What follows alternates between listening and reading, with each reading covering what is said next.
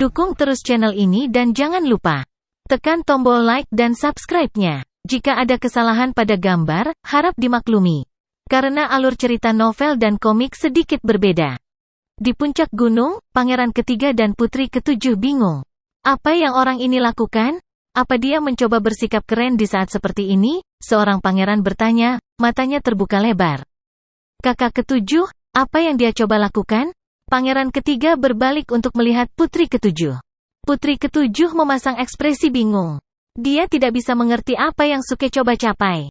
Perlombaan akan segera dimulai. Namun dia belum naik kereta ilahi untuk membuat persiapan seperti yang dilakukan yang lain.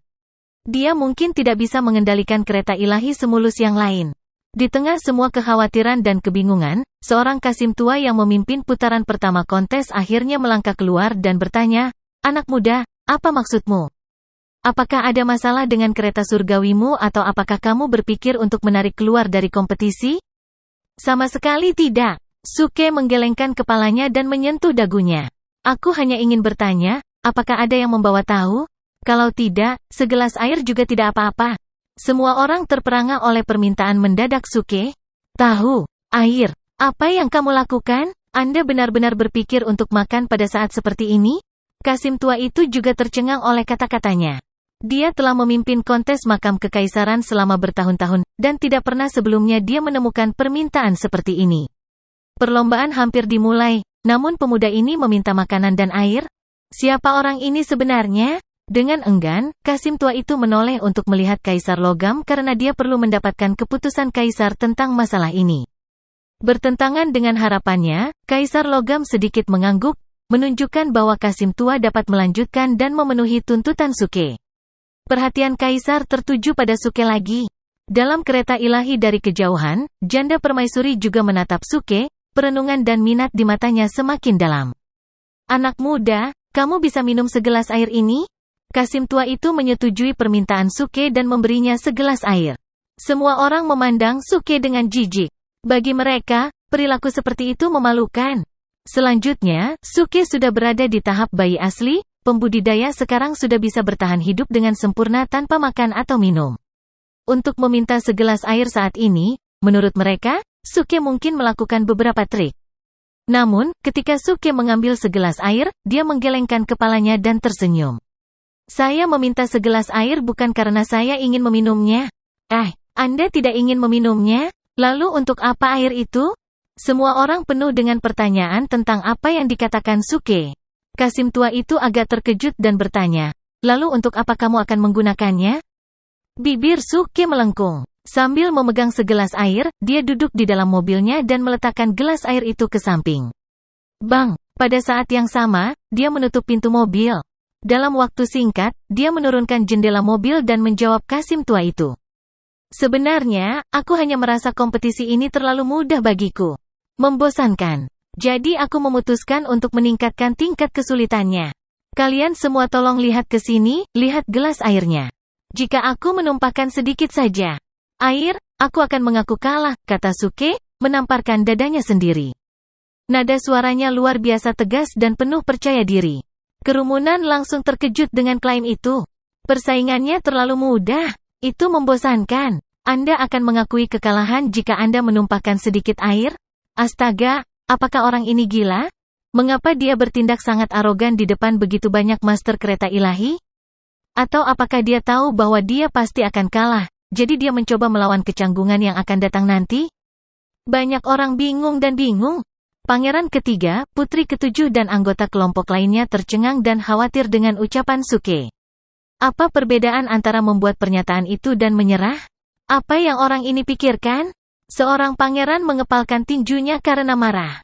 Ini setara dengan membiarkan kakak ketiga kalah tanpa bersaing dengan benar. Apakah dia akan disuap oleh orang lain untuk mengkhianati kakak ketiga? Tidak, Tuan Muda Su bukan orang seperti itu, membela putri ketujuh. Dia sangat percaya pada Suke. Namun, dia juga bingung dengan permintaan Suke yang tidak perlu dan komentar selanjutnya. Niatnya terlalu sulit dipahami untuknya? Kaisar Logam, yang juga berada di kaki gunung, agak tercengang dan menatap Suke dengan bingung. Bahkan janda permaisuri di dalam kereta surgawinya sedikit bingung. Tidak ada yang bisa mengerti apa yang coba dilakukan Suke. Bahkan jika mereka memeras otak mereka untuk mengetahui niatnya, mereka tidak akan bisa menebak dengan benar. Ini karena Suke telah melakukan ini semata-mata demi bertindak keras. Memasukkan segelas air ke dalam mobil dan tidak membiarkan air tumpah? Apakah ini semacam lelucon buruk? Meskipun Suke memiliki beberapa keterampilan mengemudi yang bagus, tidak mungkin mencapai puncak kesempurnaan yang dipromosikan dalam serial anime. Namun, orang ini telah berkonsultasi dengan sistem dan mengaktifkan fungsi hosting otomatis, di mana sistem akan menggunakan beberapa kekuatan jiwa Suke untuk menjaga kestabilan air. Dan biayanya hanya 1 acting tough point untuk setiap periode 2 jam. Setelah berhasil, dia yakin akan menuai banyak poin tangguh bertindak. Ini tentu saja merupakan kesempatan bagus untuk menjadi kaya dalam hal acting tough points. Suke tahu bahwa dia tidak bisa melewatkan kesempatan emas ini. Apakah kamu yakin ingin meningkatkan tingkat kesulitan untuk dirimu sendiri? Kaisar Logam, yang selama ini diam, berbicara kepada Suke. Suara kaisar yang tenang dan agung terdengar oleh semua orang.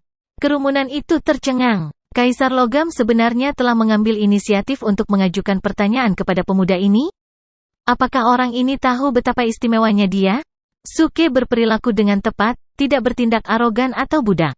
Dia menjawab dengan senyum ringan. Ya, aku menepati janjiku. Jika setetes air tumpah, aku akan langsung mengaku kalah. Baiklah, aku akan menyetujui persyaratanmu. Kaisar Logam menganggukkan kepalanya. Wajah pangeran ketiga, putri ketujuh dan anggota kelompok lainnya pucat pasi. Sudah terlambat untuk menghentikan Suke?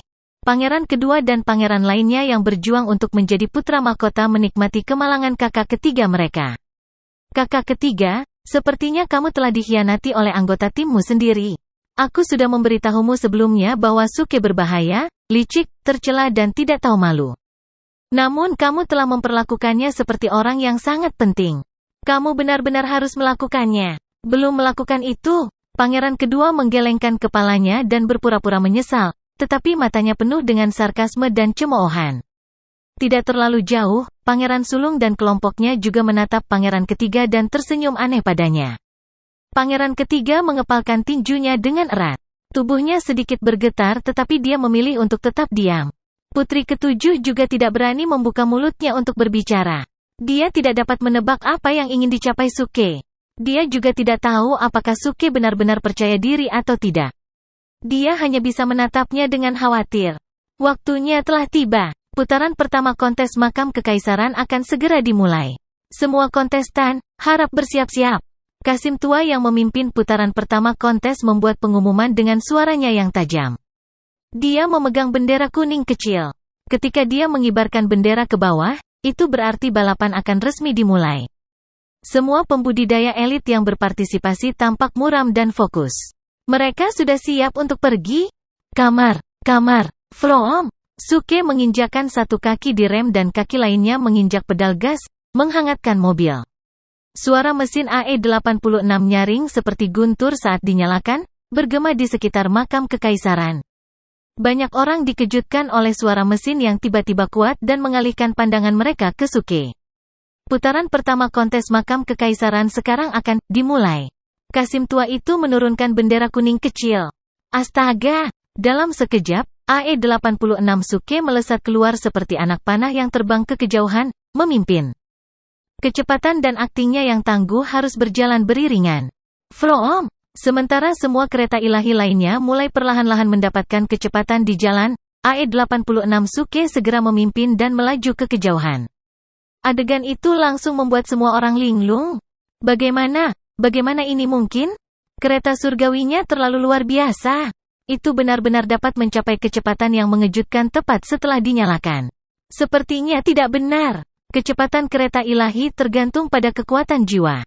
Ledakan kekuatan jiwa akan meningkatkan kecepatan kereta. Tetapi bahkan yang memiliki kekuatan jiwa paling kuat, hantu kereta ilahi, Qiyun Fei, tidak dapat mencapai tingkat kecepatan ini. Selain Qiyun Fei, bahkan seorang kultivator yang berada di puncak tahap transformasi bayi tidak akan bisa mencapai ini. Apakah kekuatan jiwa Suke mencapai keadaan jahat? Banyak orang terperangah. Suke telah menarik perhatian semua orang sebelumnya ketika dia memamerkan AE86-nya.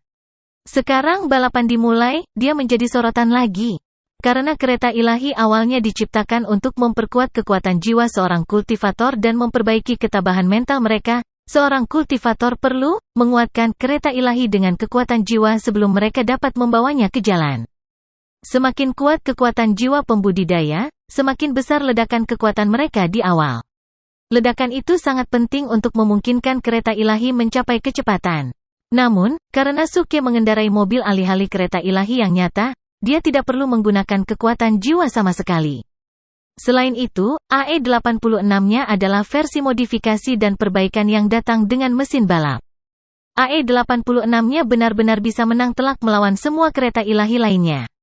Dan karena penampilan mobilnya mirip dengan kereta dewa, tidak ada yang akan mempertanyakan apakah dia benar-benar mengendarai kereta dewa atau tidak. Setelah menyaksikan ledakan kecepatan awalnya, banyak orang secara otomatis melihat mobil Suke dengan kebingungan dan kekaguman. Kereta ilahi orang ini pasti jauh lebih kuat daripada yang lain. Saya setuju. Dengan tingkat kultivasinya, tidak mungkin kekuatan jiwanya akan lebih besar daripada seorang kultivator di puncak tahap transformasi bayi. Pasti ada yang salah dengan kereta ilahi anak laki-laki ini? Jika itu masalahnya, apakah ini dianggap curang? Kurasa tidak. Tidak ada aturan yang menyatakan bahwa kontestan harus menggunakan kereta dewa yang sama. Jangan lupa bahwa Gao Qiaojie dari Paviliun Harta Karun Roh sendiri memiliki kereta dewa yang lebih kuat. Ya, memiliki kereta surgawi yang lebih kuat juga menunjukkan kekuatan. Ini tidak dianggap curang.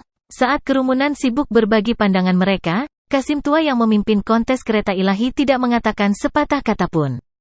Dia juga menjadi juri di babak ini.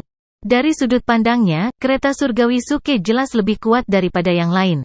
Tetapi itu bukan merupakan kecurangan, karena kereta surgawi yang kuat juga membutuhkan kekuatan jiwa dalam jumlah besar untuk dikendalikan juga. Astaga! Tapi tiba-tiba, kilatan cahaya turun dari langit dan menabrak mobil Suke. Sebuah ledakan tertahan terdengar. Segera, cahaya itu membentuk penghalang berbentuk seperti belahan bumi dan menyelimuti mobil Suke. Sial, apakah ini rintangan sialan? Suke segera mulai bersumpah dan segera menginjak rem. Terlepas dari usahanya, semua orang telah terjadi dalam sepersekian detik, dan ditambah dengan penghalang, AE86 Suke langsung tergelincir jarak pendek dan menabrak penghalang. Boom! Bagian depan mobil langsung penyok. Gumpalan asap putih membubung dari AE86. Di dalam mobil, airbag diaktifkan dan melompat keluar untuk melindungi Suke setelah tabrakan. Jelas, kecelakaan itu sangat serius. Lagi pula, kualitas mobil tidak dapat dibandingkan dengan kualitas kereta ilahi yang nyata. Mobil itu tidak akan mampu menangani tabrakan sebaik mereka. Astaga! Astaga! Astaga! Pada saat ini, satu persatu, kereta ilahi melampaui Suke. Kecelakaannya telah mengakibatkan kontestan lain seperti Raja Kereta Zhang, Qiyun Fei dan kontestan lainnya mengejarnya, satu persatu. Kereta Raja Zhang memandang Suke dengan jijik dan terkikik ketika dia melewatinya. Qiyun Fei dan yang lainnya menatap Suke dengan dingin seolah-olah mereka sedang mengamatinya. Dalam waktu singkat, mereka melaju melewatinya dengan baik dalam sekejap. Suke sangat marah. Dia turun dari mobil dan mulai mengutuk. F***CK. Siapa pengecut itu? Membuat masalah dengan berkomplot melawanku? Keluar sekarang juga. Suaranya bergema di lingkungan yang tenang dan bergema di makam kekaisaran. Semua orang memandang Suke dengan aneh seolah-olah mereka telah melihat hantu. Selanjutnya, tatapan mereka jatuh pada pangeran kedua yang berdiri di puncak gunung. Kakak kedua, apa yang kamu lakukan? Saat itu, pangeran ketiga melangkah keluar dan menghadapi pangeran kedua. Sekarang terbukti bahwa pelakunya adalah pangeran kedua. Ketika Suke mengucapkan kata pengecut, pangeran kedua tampak tersinggung. Suke adalah perwakilan dari tim pangeran ketiga untuk babak ini. Sebelumnya ketika dia menjadi orang pertama yang memperbesar jarak dan memimpin, pangeran ketiga, dan anggota timnya tercengang. Mereka mengira keajaiban akan segera terjadi. Tapi sebelum mereka sempat bergembira, pangeran kedua benar-benar bermain kotor dan membuang penghalang yang telah menghancurkan AE86 Suke. Tentu, pangeran ketiga akan marah. Pangeran kedua tidak sedikit pun panik dan menjawab dengan wajah keras. Aku punya alasan untuk curiga bahwa Suke tidak mengendarai kereta dewa yang asli. Itulah sebabnya aku menghentikannya. Itu untuk penyelidikan. Aku tidak menyangka kereta dewanya begitu lemah sehingga hanya sedikit benturan saja sudah cukup untuk merusaknya. Anda tidak bisa menyalahkan saya. Semuanya memiliki titik kuat dan titik lemah, kata pangeran ketiga dengan marah, menggertakkan giginya. Kereta surgawi pahlawan muda Su tentu lebih kuat dalam hal kecepatan, tetapi kualitasnya lebih buruk. Apa yang diributkan tentang itu?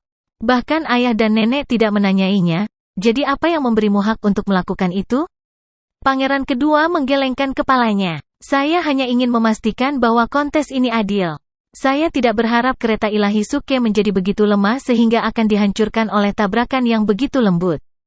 Suke kesal dengan jawabannya dan mencibir, pastikan kontesnya adil kan? Tidak masalah. Setelah mengatakan itu, Suke tiba-tiba melompat ke udara. Dengan lambaian tangannya, Suke mengambil pedang penghancur berat dari inventaris sistemnya dan tanpa ampun meluncurkan serangan ke chariot King Zhang, yang saat ini berada di posisi terdepan. Kereta Raja Zhang mewakili tim pangeran kedua untuk putaran pertama kontes. Pangeran kedua panik. Berhenti, dia meraung. Persetan, mengutuk Suke.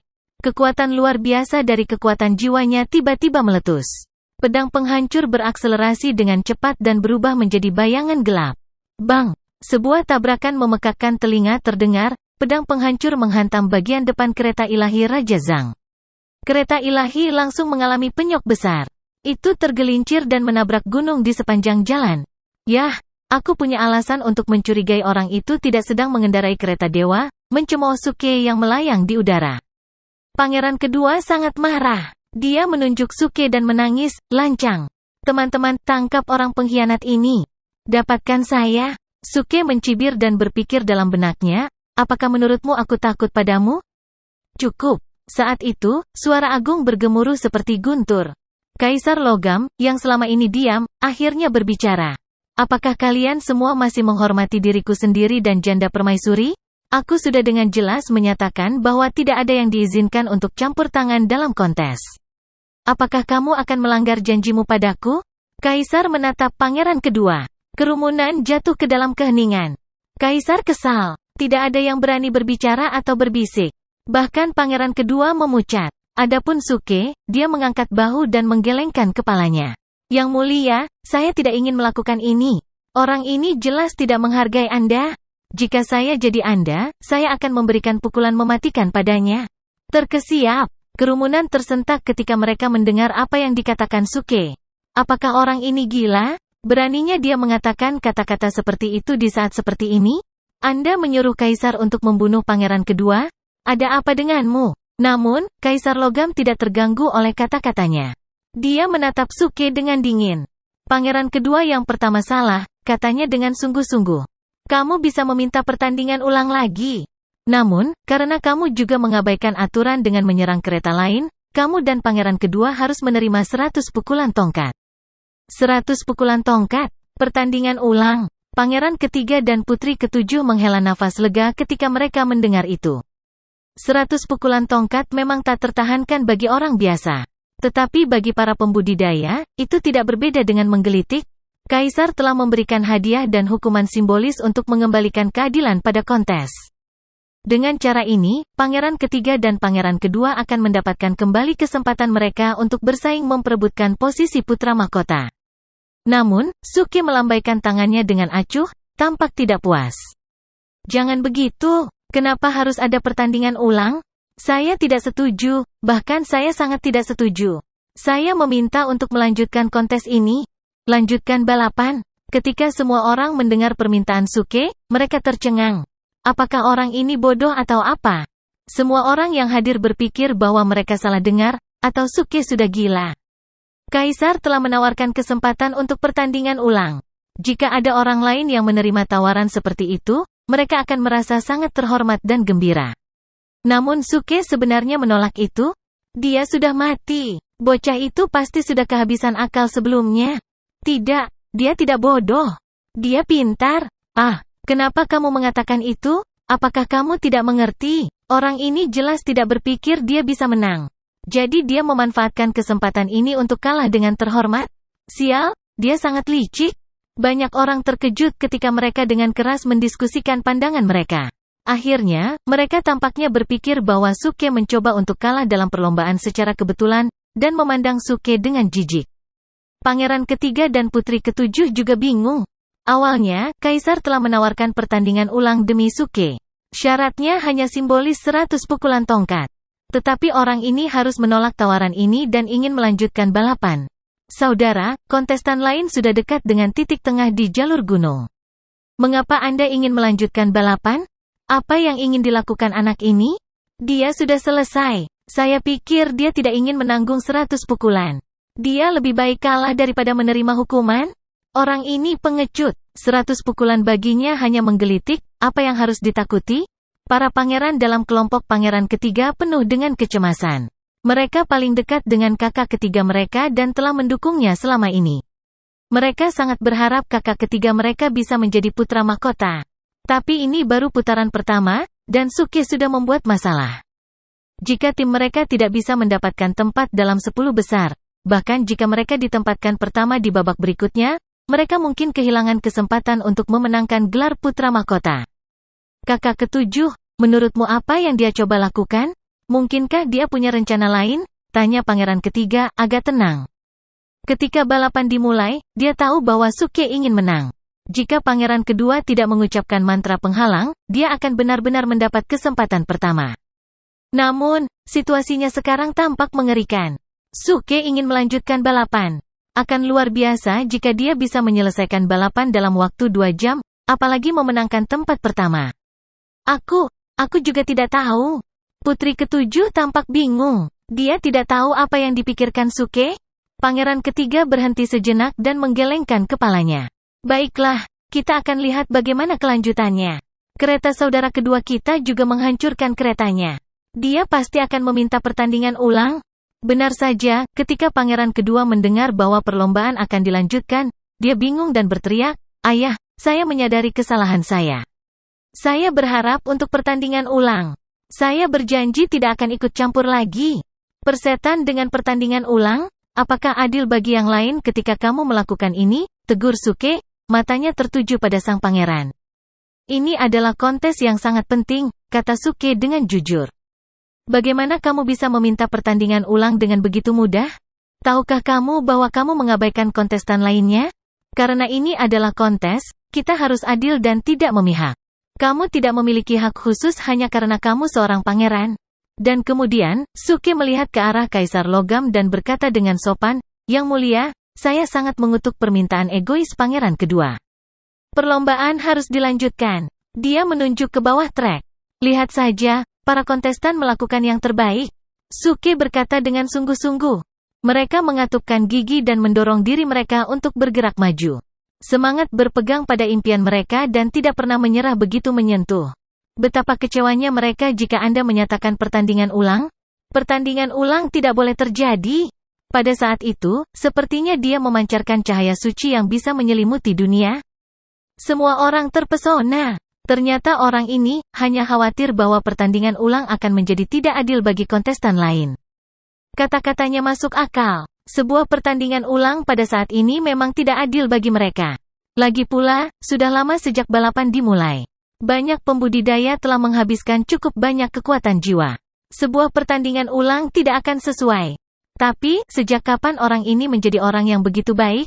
Ini bukan gayanya. Apakah selama ini kita salah memahami pahlawan muda Su? Dulu aku mengira dia adalah orang yang tidak tahu malu. Tapi sekarang, kenapa aku tiba-tiba merasa bahwa dia sebenarnya orang yang baik? Kamu benar. Kedermawanan tanpa pamrih? Siapa lagi di sini yang berpikir seperti itu? Sepertinya kita salah tentang pahlawan muda Su. Dia sebenarnya pria yang sangat baik. Baru saja, kami menertawakannya. Kami seharusnya tidak melakukan itu. Ya, kami berhutang maaf pada pahlawan muda Su lagi. Kenapa aku bilang lagi? Pahlawan muda Su, maafkan aku. Pahlawan muda Su, aku benar-benar minta maaf. Pada saat itu, banyak pembudidaya meneriakkan permintaan maaf mereka kepada Suke dengan tulus dan sungguh-sungguh. Mereka kagum dengan kebenaran dan perilaku tanpa pamrih Suke. Di dunia penggarap yang dingin dan kejam ini, jarang melihat orang baik. Karena itu, mereka benar-benar tergerak. Kerumunan tiba-tiba merasa bahwa Suke sangat berbeda dari mereka karena dia tidak terkontaminasi oleh keegoisan dan kekejaman yang telah menginfeksi sebagian besar pembudidaya lainnya. Pada saat ini, serangkaian pemberitahuan sistem bergema di benak Suke. Dia penuh kegembiraan, tetapi wajahnya masih menunjukkan ekspresi yang serius dan sopan. Dia mengatupkan kedua tangannya untuk memberi hormat dan berterima kasih kepada orang banyak. Semuanya, kalian terlalu sopan. Aku hanya melakukan apa yang seharusnya kulakukan. Tidak perlu meminta maaf, Tuan Muda Su. Mengapa Anda melakukan ini? Perlombaan ini sangat penting bagi kakak ketiga saya. Tawarannya untuk putra mahkota bergantung pada ini. Ketika ayah saya menawarkan opsi pertandingan ulang, itu sangat bagus. Kesempatan. Bagaimana Anda bisa? Akhirnya, putri ketujuh tidak tahan lagi dan sekarang berkomunikasi dengan Suke melalui kekuatan jiwa. Dia berharap untuk membujuk Suke untuk menerima pertandingan ulang sebelum Kaisar Logam membuat keputusan terakhirnya. Namun, Suke tidak menanggapinya dan berpura-pura tidak mendengarnya sama sekali. Dia tersenyum pada sang putri menggoda dengan cara yang menyebalkan dan bahkan membuat tanda perdamaian dengan jari-jarinya. Tuan Muda Su, apakah Anda mendengarkan? Maukah Anda mendengarkan saya? Tuan Muda Su, Anda tidak bisa main-main dalam masalah ini. Keheningan Suke membuat putri ketujuh merasa sangat tidak tenang. Dia mulai mengomunikasikan berbagai pemikiran kepada Suke. Akhirnya, Suke tidak tahan lagi. Dia menjawab ketika sang putri mengirim pesan ke-27 melalui kekuatan jiwa. Maaf, itu suara Suke. Saat sang putri menerima tanggapan, dia sangat senang. Namun, ketika dia mendengar suaranya dengan jelas, hatinya tenggelam. Maaf, kenapa dia harus minta maaf? Mungkinkah? Sebelum putri ketujuh bisa mulai merenungkannya, suara Suke terdengar sekali lagi di kepalanya. Maaf, target yang Anda hubungi tidak berada di area layanan. Silakan coba lagi nanti. Suke, kata Kaisar dengan ragu. Aku bertanya padamu sekali lagi. Apakah kamu yakin ingin melanjutkan kontes? Ya, itu harus dilanjutkan. Suke menepuk dadanya dengan benar. Kaisar Logam menganggukkan kepalanya sedikit. Baiklah. Aku akan mengabulkan permintaanmu. Dan aku akan membebaskanmu dari hukuman 100 pukulan tongkat juga. Terima kasih, Yang Mulia. Suke berkata dengan hormat. Tapi, Yang Mulia, 100 pukulan untuk pangeran kedua tidak boleh dikecualikan. Kalau tidak, semua orang akan kehilangan kepercayaan pada peraturan dan peraturan negara. Tentu saja, Kaisar Logam tidak ragu-ragu untuk menjawab.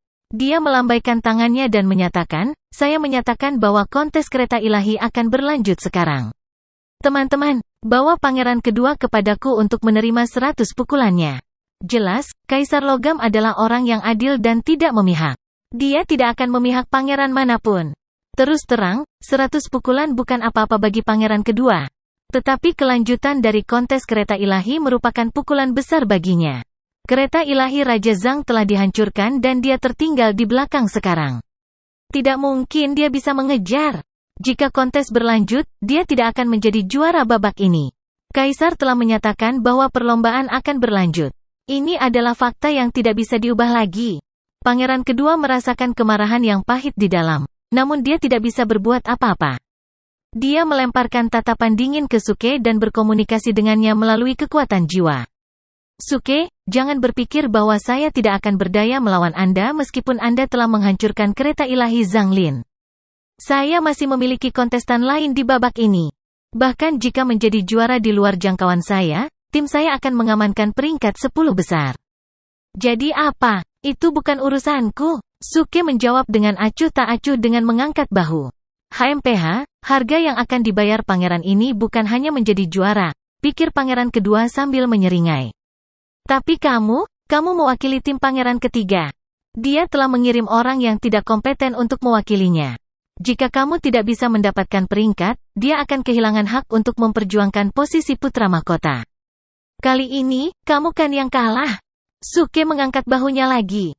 Kali ini, dia tidak berkomunikasi melalui kekuatan jiwa, tetapi menyeringai dan berbicara dengan keras. Yang Mulia, pangeran kedua, siapa yang memberitahumu bahwa aku tidak akan bisa mendapatkan peringkat? Anda sebaiknya bergegas dan menerima hukuman Anda. Saya tidak punya waktu untuk berkomunikasi dengan Anda melalui kekuatan jiwa. Selamat tinggal. Suke berbalik saat dia selesai berbicara dan memanggil toko sistem. Lalu bagaimana jika AE86 ini dihancurkan? Act of King ini memiliki AE86 yang tak terhitung jumlahnya.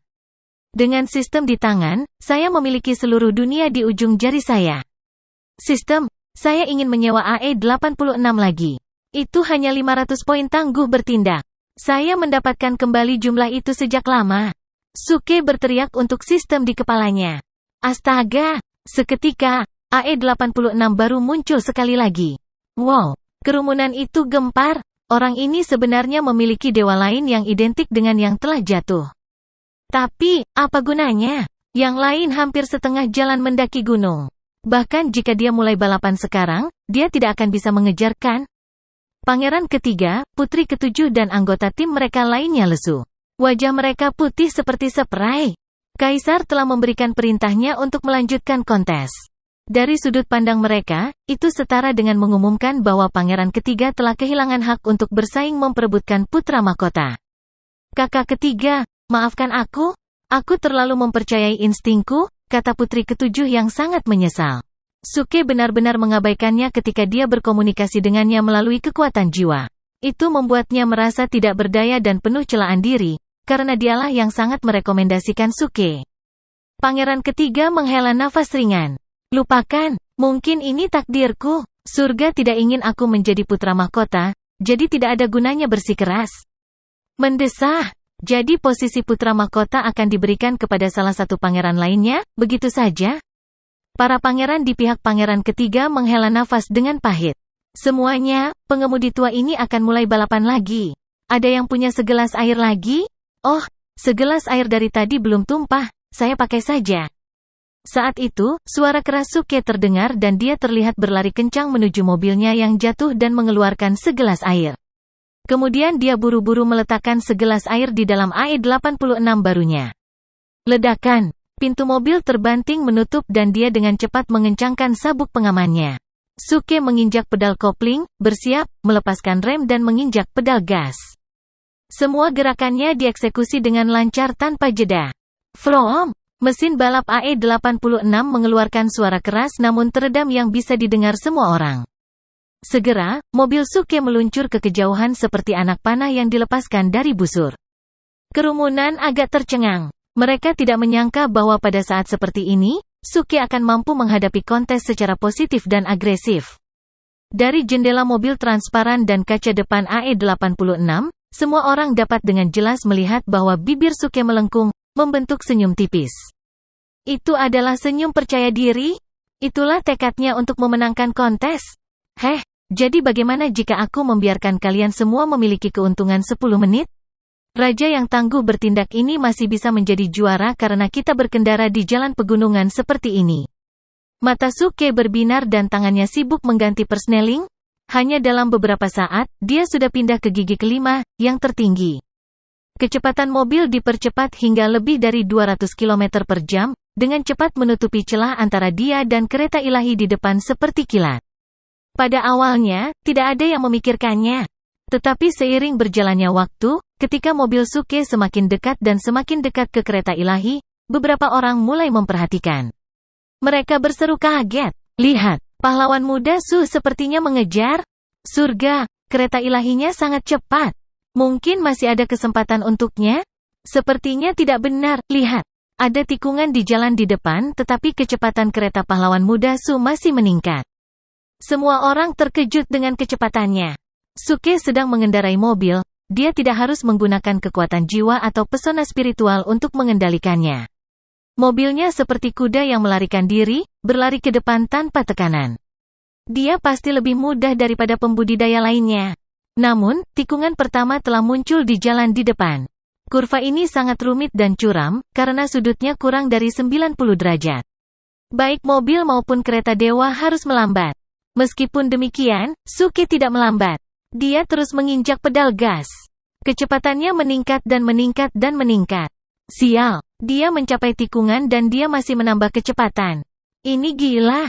Segera, kerumunan mulai terengah-engah. Mereka menatap tajam pada AE86 Suke yang berakselerasi dengan cepat.